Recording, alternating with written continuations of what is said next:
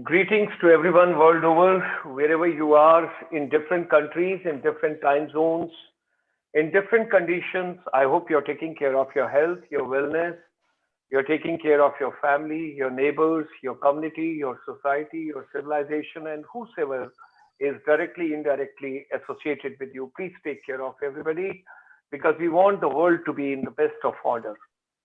Today is the 387th webinar, which is coming from International Chamber for Service Industry, ICSI, with Media Entertainment Skill Council. This series now at present is with them.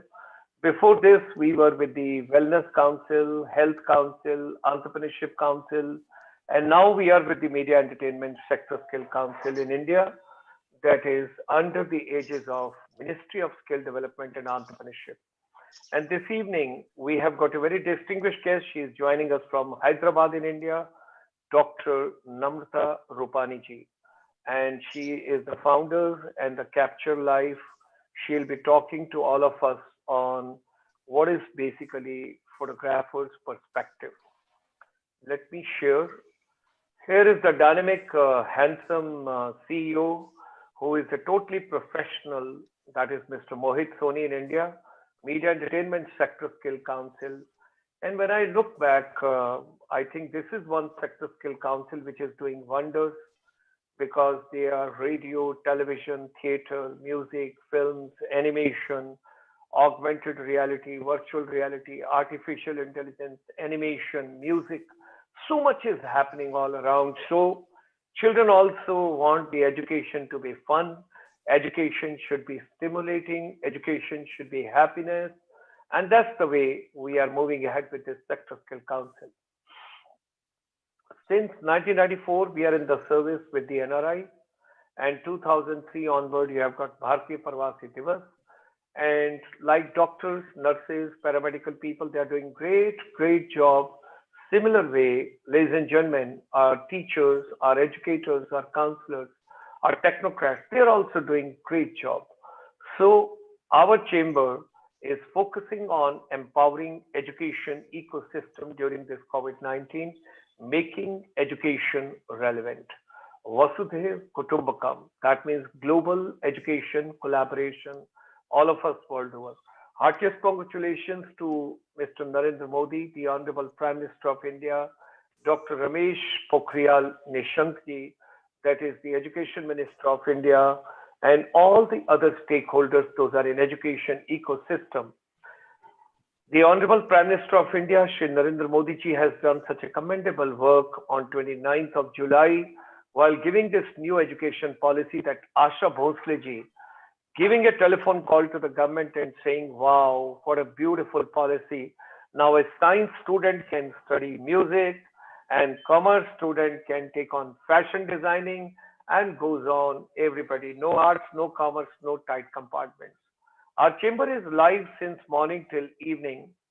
We hold a program for 12 hours, the beaming in different languages, different countries, different continents. We start early in the morning with Australia, Fiji, and New Zealand. Then we come to ASEAN, Myanmar, Cambodia, Laos, Singapore, Malaysia, Thailand, Indonesia, Philippines, Brunei. From there, we go to Middle East and we take on Saudi Arabia, Doha, Qatar, Kuwait, Oman, Dubai, Sharjah, Abu Dhabi. From there, we go to Central Asia, Uzbekistan, Kazakhstan, Turkmenistan, Kyrgyzstan. And then we come to South Asia, where we have got Afghanistan, Bhutan, Nepal, Sri Lanka, Maldives. And then, of course, we come to India. And from India, we go to Latin America in the evening, along with Canada, United States. And of course, for these programs, you get people from African continent also, European Union also, Mauritius also, Seychelles also, and you get from rest of the world wherever people are. So we extend them a very warm welcome. It's a pleasure. And from morning till evening, yes, Mongolia, how can I forget? We go all the way because teacher empowerment program done over there as well. And then of course, we are in Hong Kong and a couple of other places world over. I got to recapitulate. And that is basically empowering education ecosystem. Along with that, the soft skills, life management skills that is also being given. This is the complete canvas which we have got for the whole week. We organize 25 to 26 webinars per week, and there are 500,000, almost 5 lakh people from world over joining for different programs. Monday, Tuesday, Wednesday, Thursday. The top series, what you see over here is 5 p.m. every day, like you have got this program. So 5 p.m. is the prime program, which we organize Monday to Sunday. Monday, Tuesday, Wednesday, Thursday, teacher and youth empowerment. Friday from Singapore, water management strategies. Saturday from Chicago, Swami Vivekanand, education and youth empowerment. Sunday, you have got lots of programs. That is early in the morning. We start with Srimad Bhagavad Gita from United States, from Hollywood. Right, the Universal Studio opens, and right in front you have got Burbank. You have got Universal Studios and Woodbury University. When we talk about right from there, we got a live telecast on Srimad Bhagavad Gita and India's main principal Upanishad. Then 3 o'clock we go to ASEAN, 650 million population, and 5 p.m. on Sunday, micro, small and medium enterprise. And then Saturday evening after Swami Vivekananda's program, we have got a special program for you on Ayurveda, yoga, meditation, naturopathy, nutrition, positive thinking, positive living, happiness, music, enjoyment, everything, all the therapies we talk with you. And then Saturday and Sunday evening is totally dedicated to non-resident Indians. They come on the platform Saturday and Sunday in the evening, 8 p.m., where we deliberate how to empower the new education policy of India, which has been declared. And then people asked us in India, a majority of people, about 400 million plus people, when you talk about, that may not be a population of any country even. And you have to combine so many countries to get even that population, which is a Hindi belt in India. So they sent a request to us कि आपके सब programme अंग्रेजी में होते हैं, आपका हिंदी में भी कोई कार्यक्रम होना चाहिए. तो सभी बच्चों से, बॉयज एंड गर्ल्स, भारत के अंदर जितने भी लोग हैं, क्योंकि हमें रिक्वेस्ट उत्तर प्रदेश से, हिमाचल प्रदेश से, उत्तराखंड से, राजस्थान से, मध्य प्रदेश से, और उसी के साथ चंडीगढ़, पंजाब एंड आपका बिहार, बहुत सारे एरियाज में, झारखंड, इन सब जगहों से रिक्वेस्ट आई कि हिंदी में कार्यक्रम होना चाहिए.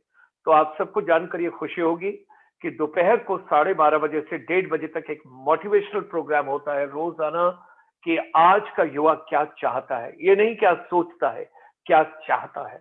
उसके ऊपर एक खास प्रोग्राम होता है रोजाना, एक अलग टॉपिक के ऊपर, 12:30 बजे से 1:30 बजे तक, every day, linking with the youth in Hindi. और हमारा एक स्पेशल वेबिनार सीरीज है मंडे टू फ्राइडे, जिसमें 5 से 6 प्रिंसिपल रोज आते हैं. अभी इस प्रोग्राम से पहले we have finished a programme. Today was learning management systems in education, and we had 6 principals together from different parts of India. So ladies and gentlemen, this is something, the complete canvas under sustainable development goals of the UNESCO. We have got this particular program. During pandemic, this coronavirus, it is something great learning by all of us. We collected the data from our members from almost 152 countries. The world has to get into the new order now, the B2B, that is no more business to business. It is back to basics of life. Your basic food, your basic health, your basic education, and sustainable development model, which we have to take into consideration, ladies and gentlemen. And our chamber is also helping in India, all the schools, colleges, universities, polytechnics, ITIs, everywhere.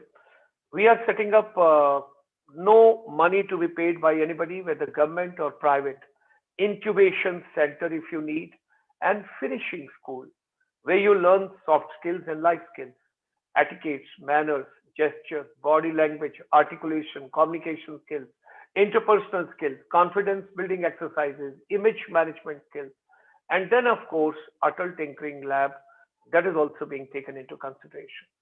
We strongly believe whatsoever human mind can conceive and believe, it can achieve. That something is very important.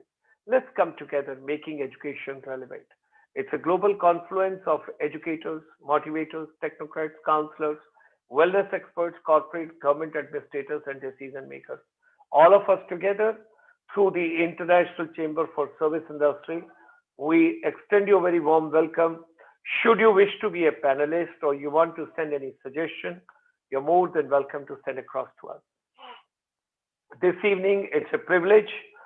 We have got very distinguished guest, Dr. Namrata Rupani ji from India. She is from Hyderabad. She is a commercial photographer, dentist, entrepreneur, and a TEDx speaker. Dr. Namrata has been practicing for over 15 years now by the brand name Capture Life Dentistry. She ran a dental clinic in Hyderabad, but decided to explore the world of photography along the way. 2 years ago, she set up an integrated company, Capture Life, which includes all her three business verticals, the dental clinic, the photography services, and the fine and print services.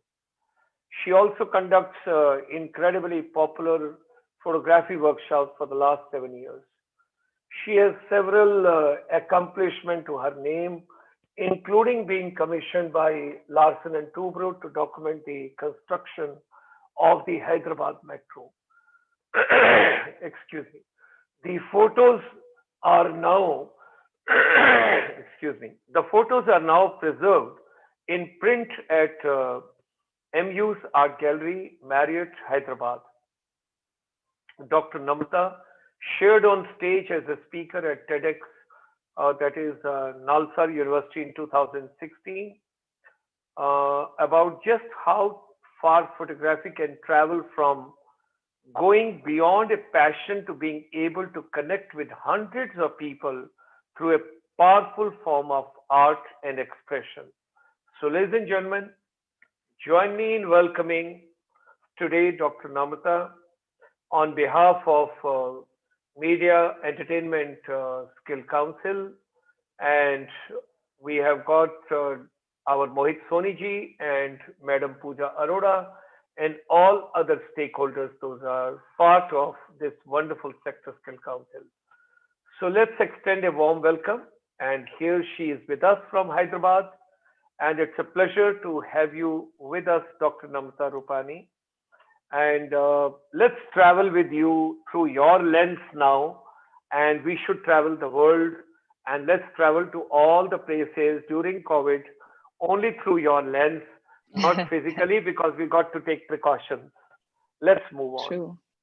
Yeah. Thank you, Gulshan ji. Thank you for the opportunity. It's a privilege to be here. And the pleasure is entirely mine. I'm going to just share my screen and share my presentation. Just give me a second. Okay. So I'd like to start by asking all of you, have you ever felt lost or helpless? Do you ever feel like life should have been different for you or wished that something that occurred did not happen to you? I think all of us have, and in various varying levels of intensity at that. My name is Namrata Rupani, and I've done my formal education to become a dental surgeon. I have a practice that's 16 years old, and it's been an up and down ride. I've had to take breaks which were more often than not forced ones. And I picked up photography 12 years ago and went on to become a commercial photographer. My journey in photography did start late, but I think it's been very enriching, and I too often have been lost and also found. 2015, a terrible illness kept me away from work. I couldn't go to the clinic. I was unhappy. I was stifled. And that was the time I decided to pick up a digital camera. I have to say this, that I was completely obsessed. I couldn't let more than 2 days go by without picking up my camera and shooting. I'm in Hyderabad, the south of India, which is a very, very beautiful and picturesque place. So I witnessed a lot of sunrises and sunsets. Around that time, I read this book called Outliers by Malcolm Gladwell, which, like many other books, talks about success and achievers.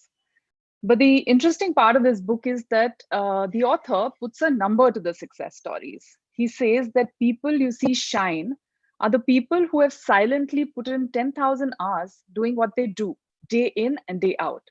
And that really stuck with me. So I took up any opportunity I could to shoot.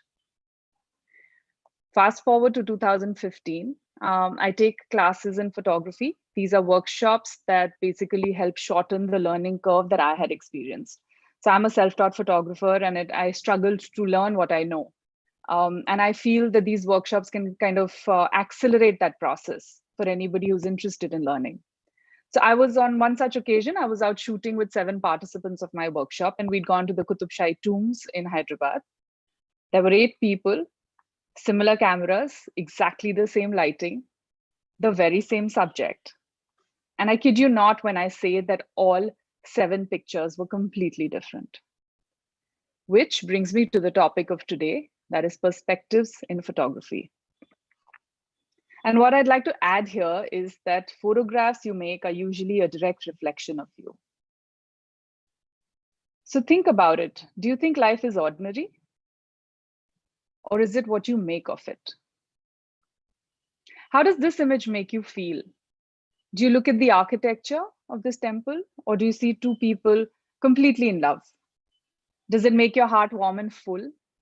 So this is an 1100-year-old temple in Hyderabad, and this couple, it's a Hyderabadi guy marrying a Swedish girl, wanted images at a place that meant something to either of them. And I was attempting to give them that without too much direction and with a little bit of the temple flavor.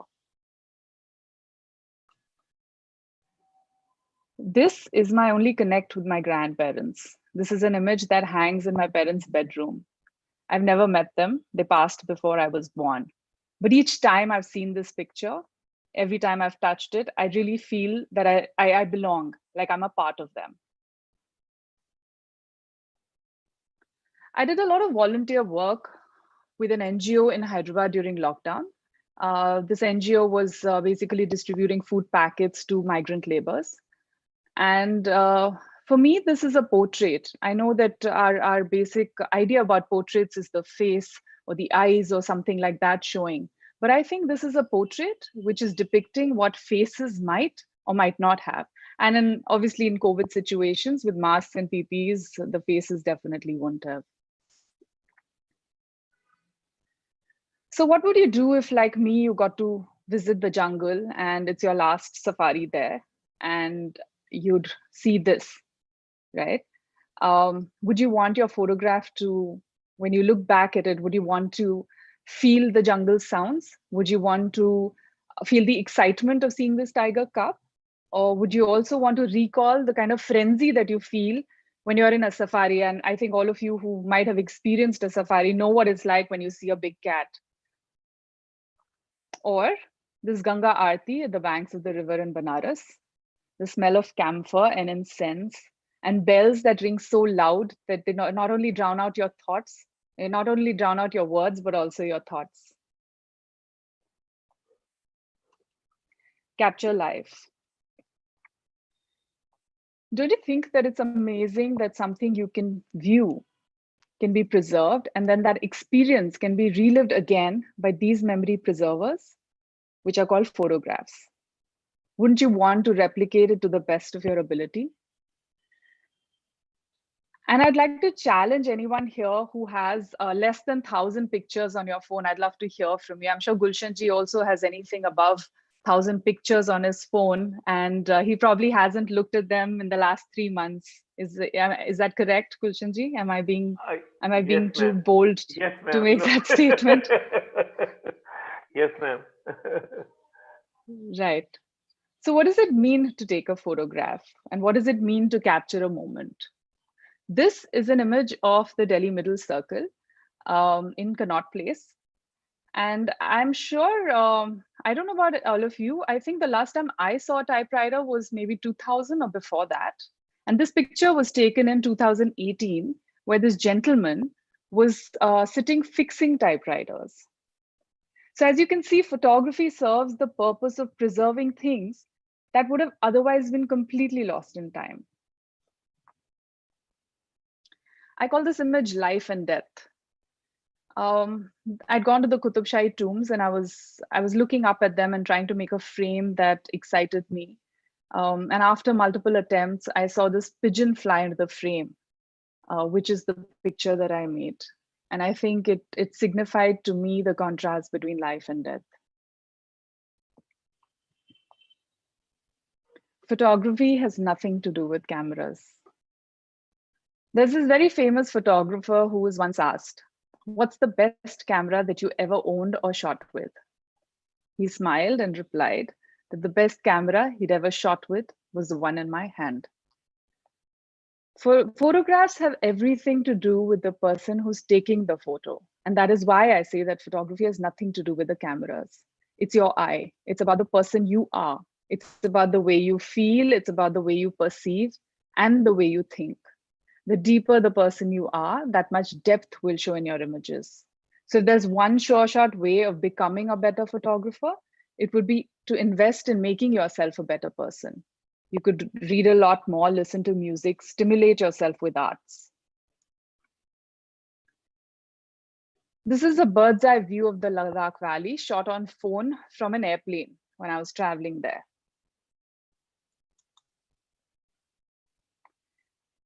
These are rippled reflections. This is the Jama Masjid in Delhi. And when I was standing looking at the Jama Masjid, I noticed this reflection in the water body in front of it. And what I did is I took this picture and on Photoshop, I flipped it. These are all images. Most of them that I've included in this presentation have been shot on the phone. I'd like to reiterate again, at the cost of repeating myself, that photography really doesn't have anything to do with cameras.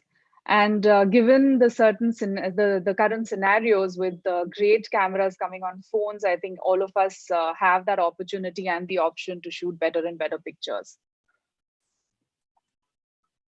So this is an image I shot in Calcutta. I was at the back of a car and I was stuck in terrible traffic. While I was getting extremely bored, I looked out at the window and it started drizzling.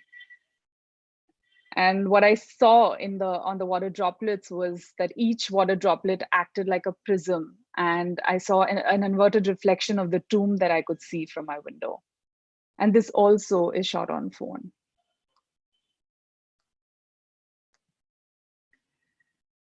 So I'm going to talk about something that's called as rule of thirds, which I'd like everyone who's listening or tuned in to take back with you. To basically enhance the skill that you already have in shooting pictures. If you all check your phones, you'll realize that if you go to camera settings, there's something called as grid that you can turn on. And basically what you'll see is this, right? So this rule of thirds says that when you divide your frame into 3 verticals and 3 horizontal equals, you get 4 points of intersection. These 4 points of intersection are called sweet spots.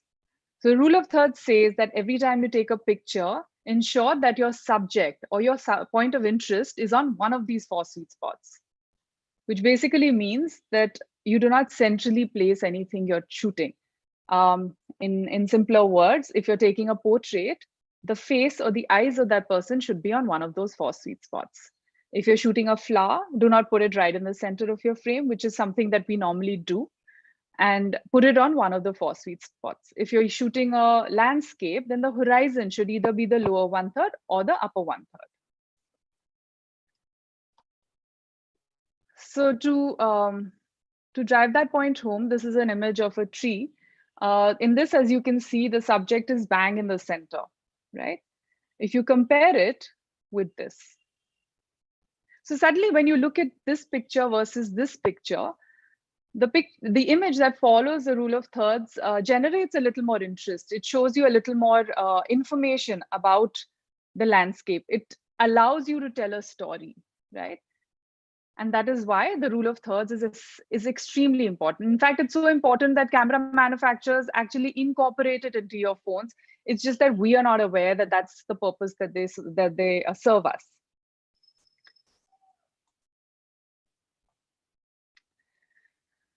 Okay, and perspectives. So I don't know of any creative people who do not experience a creative block occasionally. I think for me, it's more often than not. And every time I feel stuck while taking a picture, I do one of four things, which I'm going to share with you right now. I look up. So this I was on a trek in Binsar, and if you're familiar with what the northern parts of India has in Uttarakhand, there's a lot of pine trees, there's a lot of foliage, there's a lot of clutter, right? And I was trekking on these trails, and I couldn't get a great landscape, right? So when I say creative block, I mean that I'm not able to get a picture that excites me as much. So I kept trying and I kept trying, and I said, okay, this trail is so beautiful, I'm feeling so much joy. There's this cold wind, and there's it's just so secluded that I want to take a picture that says that, or that speaks that for me, or reminds me of that.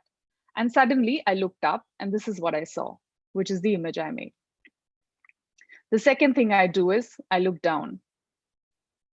This is a shot that was taken in Mecca Masjid. This was Eid morning. I'd got the permits to go inside and be able to shoot. And I could see there were about 8,000 people praying in that mosque. And all I could see was the back of these heads. There were thousands and thousands of heads. And, while I got a picture that described to me the scale of the place, I just couldn't get a picture that really moved me. And suddenly I looked down and I saw these feet. And that's the image that you see here. The third thing that I do is I go really close. This picture was the sunrise in Banaras on the river. And I was in a boat. I was doing this boat ride, trying to get some pictures of the sunrise.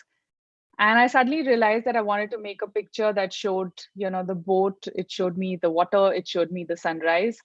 And anything I tried again couldn't get me the picture that I desired. So I went really, really close. I had two friends with me. I had them holding me so that I didn't fall off the boat.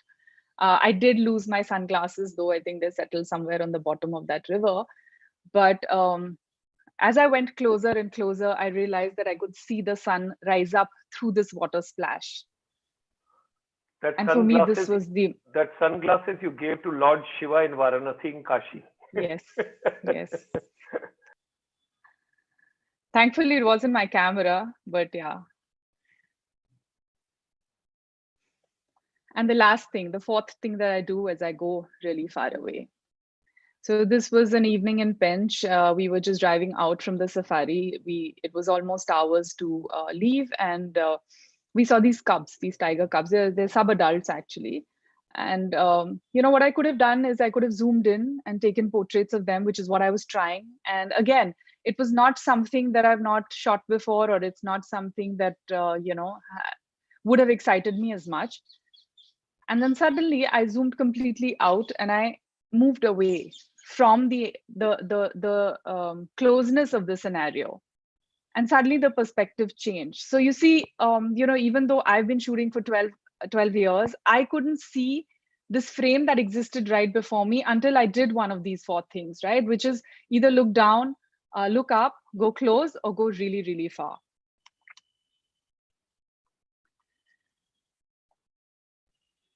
So I usually do this exercise for my little secrets where we try and caption pictures. Gulshanji, you're more than welcome to attempt to caption them if you think you'd want to try. And through these pictures, I'm going to share a few things that could punch up or give that little edge to your images. Wow. So I call this image Heartbreak.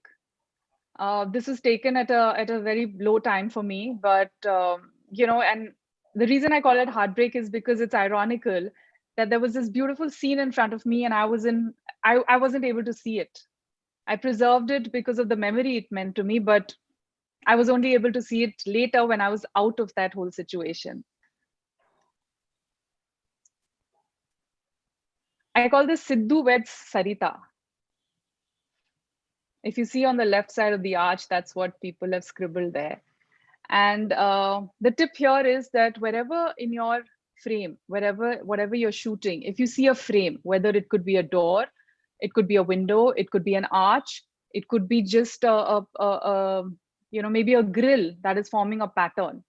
Anything that you can use as a frame, use it to frame out your subject in your picture. For example, if I taken, this is the Golconda Fort in Hyderabad, and had I just taken a picture of the Golconda Fort, it wouldn't have had any perspective. It wouldn't have had this foreground, which shows, the scribblings on the wall. It wouldn't have kind of framed the Golconda Fort up so beautifully. So frame within a frame. Wherever you see a frame, use it to make a better image. This is touching up. So this was a bride that I was shooting, getting ready just before she left for her wedding. And as most bride getting ready rooms are, there's a mess. There are wires all over the floor. There are hair dryers and makeup artists and all sorts of things happening around here. So what I did here is instead of shooting the scene in the room, I used light behind her. So that she was sitting in front of a balcony. So there was a lot of light from behind her. So I used it to silhouette her. So wherever you have light behind your subject, use it to create a silhouette. That kind of removed all the clutter from the scene that I was watching. And I call this but first selfie. Because before everything, we have to take a selfie. Because if we haven't, have we even visited those places or eaten that food or done that activity? This image basically is to remind you that wherever you see a reflection or a reflective surface, whether it's a mirror or a glass or a puddle of water, use it to create something more interesting in your image. Use it to tell a story. Use it to kind of show a perspective. Use it to generate interest in your image rather than just taking the image of the person shooting a selfie.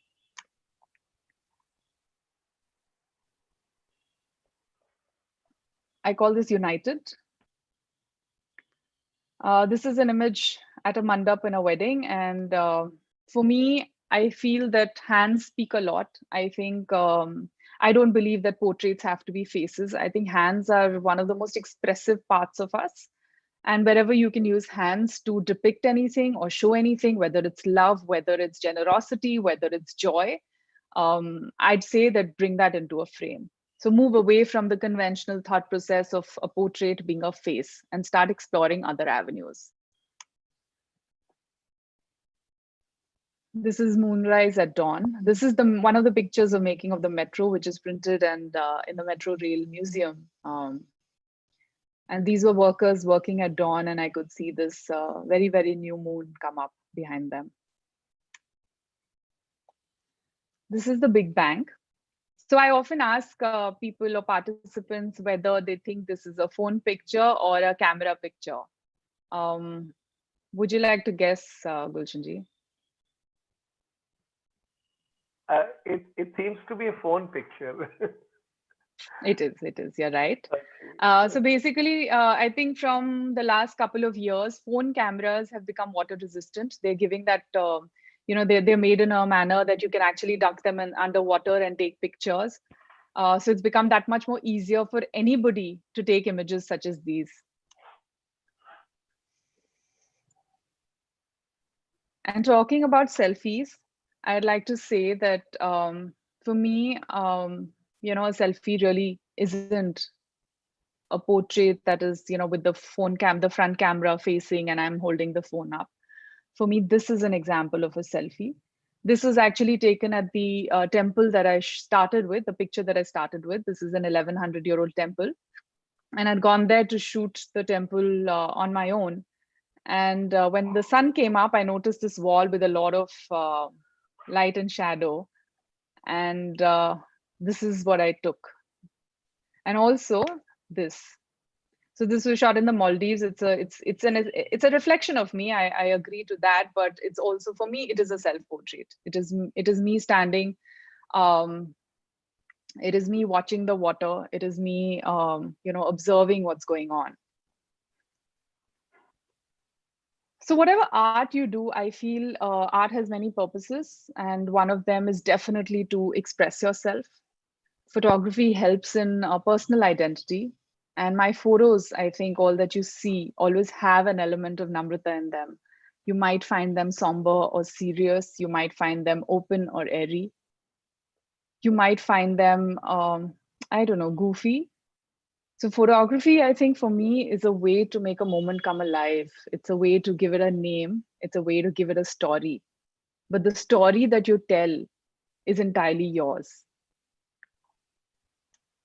Thank you. Wonderful. Wonderful. So www.capturelife.in. And ladies and gentlemen, should you wish to send her an email, it's info@capturelife.in. And Instagram is given on the top. You can get in touch with her. Wonderful. Amazing. Thank you. Now, I do not know whether we should consider you dental surgeon or we should consider you professional in this profession.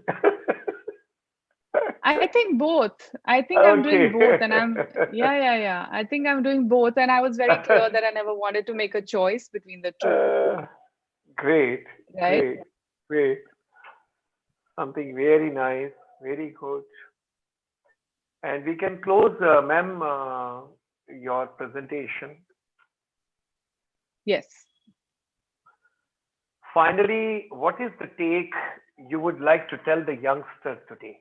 It was such a, first of all, my deepest regards and gratitudes to you. Thank you very much. It was a wonderful, wonderful. I'm so going through the entire thing and seeing the moments which you have captured. I would call it like a professional, totally as a professional. Thank you. Thank you so So, much. so I would like to request you that what message would you like to give to the youngsters? And particularly, our entire series is on to the new education policy where there's no art, no commerce, no science. Anybody can take any subject, anybody can study any combination. Children can enjoy. I wish I got admission now in school. Coding is starting. Coding is starting from sixth class. Children will go for vocational. They will go to corporate houses everywhere. All that is changing now in the education ecosystem. So, what Right. message would you like to give as a professional? What would you like to tell today's children, particularly what you have captured, what you have shown? And I personally feel the people those get into this profession, they should be very emotional. They should be very emotional. I think so. Because unless you are not emotional, you will not get the right moment, you will not capture the Right. right moment. The Golconda which you have shown, that was superb because I recollected because initially I was in Indian Army and then I moved to Okay. the Ministry of Tourism, Government of India. And during my tenure of the Ministry of Tourism, we had put up a sound and light show at the Golconda Fort with Amitabh Bachchan's voice. So Yes, when I've seen that. It's brilliant. so when I It look back is. from the ITDC, we had done that particular project. So what message would you like to give to today's generation? What would you like to tell children and also our teachers? So I think two things. Firstly, definitely would be that the sky is the limit. I Yeah, think nobody knows better than you what moves you, what excites you, what you really want to do. It's very important that you're invested in it and you're not getting into it just because it's either a family profession or it's something that's been done in your family for years, or it's done in your community, or somebody thinks that that's the proper way to be. I think today's society and today's scenario is much more generous with accepting. So it's a great time, like you said very rightly, it's a great time to be a student. It's a great time to be making career choices. It's the resistance is much lesser. um, for me also, when I decided to start shooting commercially, there were a lot of raised eyebrows because everyone's thinking, hey, what is she doing? I mean, is she not doing well? Is that why she's getting into photography? So now, fast forward to 10 years, I think it's a fantastic time to be a student. So capitalize on that. That would be the first thing that I'd like to tell them. Make full use of this opportunity that you have. Consider yourself very lucky that things are the way they are. And the second thing I definitely like to tell them is that don't let anybody tell you what to do. right? I think Do you what should your heart do says. Do what yes, your heart says. yes, Yes. yes. And at the same time, don't be burdened by failure. I mean, Yeah. life is just a happy journey. Just go through with it. If you fail, you learn something from it, and you'll come out of it. And you'll probably realize that if nothing else, you realize that was not meant for you. I I don't tell people very often this, and it's funny that I'm saying this here on such a large platform. I did an MBA about 14 years ago. So I was married Oh. into a business family. So I Oh. had this what we call now FOMO, right? So I wanted to fit in better. And I thought that, maybe management is what I need to do. And the only thing that came out of all that hard work was that I realized that I loved clinical work. I wanted to be a doctor. I did not want to be doing management. So Okay. in a broader sense, it was a failure, but it was a failure that led me to the right path where I was confused for a period of time, but it made me realize that no, I only want to be doing clinical work, and that's all it is.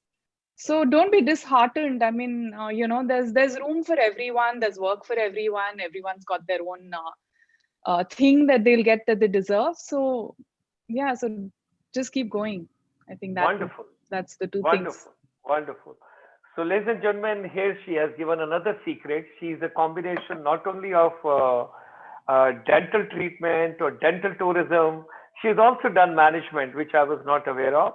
And now she has taken us through the lens and she has given us different aura, different moods, different perspectives.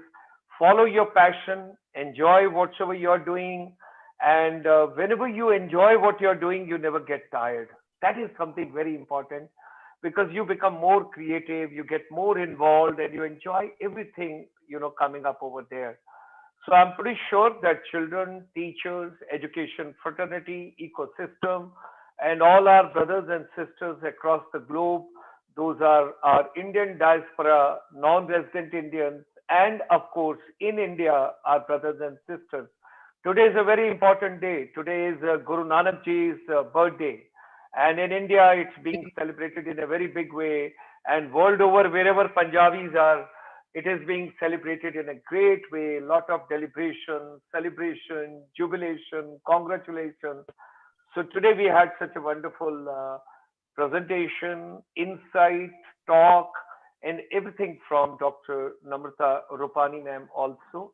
We are grateful to her, our deepest gratitude and thanks to you, and very kind of you, and look forward having you yet on another day for another session. Of course, through the lens, but I would also be very keen because I eat tourism, I think tourism, I dream tourism, I sleep tourism, I get up tourism. So dental tourism is also the area I would request you. You should take up some time with your Absolutely. lens and something we can do on that. What was the place where Sure. those two cubs were there, which you had shown? That photograph That was was taken. Pench. Pench. Okay, okay, okay, okay. Thanks a lot, ma'am. Thank you. God bless. Stay blessed. And